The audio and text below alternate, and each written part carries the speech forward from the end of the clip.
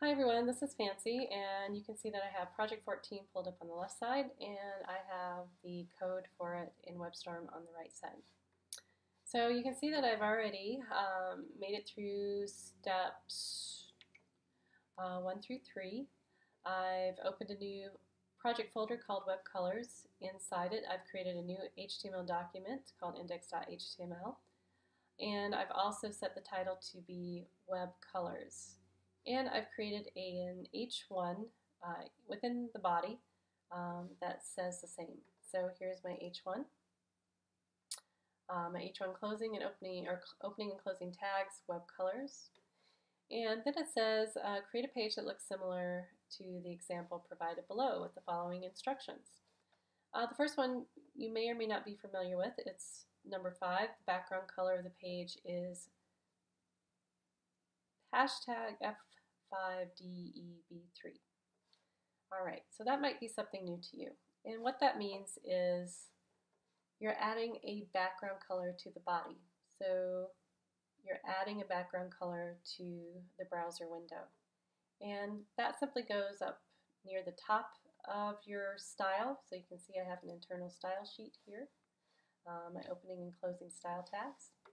And so I simply say body, and within 2 curly brackets I put background color, and I put in that hexadecimal code. Okay, and if you know it's working right if you see little colored squares over here next to your numbered lines. Okay, next it says for the first 2 boxes shown, set the background color to match the hex code listed in the box. Place black text in the boxes as shown.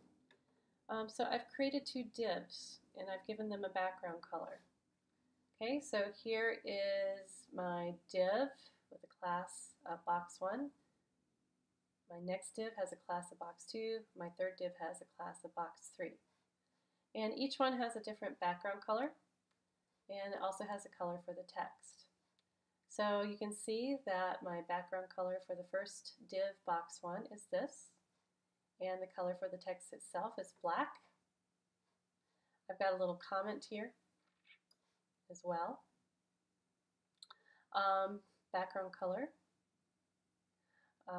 DA70D6 for box 2, and then box 3 has this particular hexadecimal code.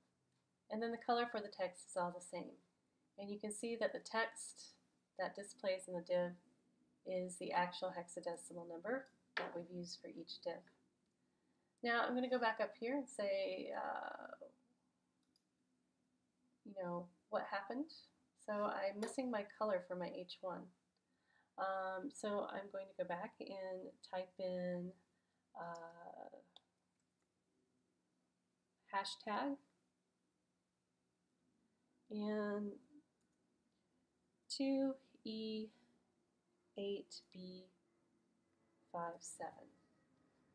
And I'll get rid of the extra space, and I made my editor happy. I can go in and see what it looks like. Right, that's what it looks like. Now what happens if I want to know more about hexadecimal colors? Maybe I want to try a different one. I can go to my w3schools.com. So there's a link in your resources list in Canvas, and I can go to learn about colors. So in here it tells you that there are several different ways that you can name colors within your CSS and your HTML. You can use a column in color name. Okay, so here, color names, RGB values, hexadecimal values, HSL values, which we're used to seeing those in like Photoshop or other Adobe products. And that was introduced for CSS3, that's the version that we're using. And then there's also HWB values for the latest version, which is still in beta, I believe, the CSS4. Okay. We can use RGB values, red, green, blue. And we'll be doing the RGB values in class. And right now we're just concentrating on the hexadecimal colors. So here it gives you the hexadecimal values of red, red, green, and blue. So these are the 3 pixels that make up all the colors that we see on the screen. And these are their hexadecimal codes. You'll notice that FF means red, and then zeros are added to green and blue positions. That means they contain no green or blue, only red. So the same for green and the same for blue. You can also make gray in different tones of gray. Here, 140 standard color names. Their color names, which you could type in, and also their hexadecimal values. And then if you scroll down a little bit more, you see a color picker. You see a lot of color pickers available online, and you can scroll through it. And you could also use the color bar. And as you click through the different colors, you'll see that it will give you different hexadecimal codes, RGB and HSL. And it will tell you also how to screen them to different percentages, which is really cool.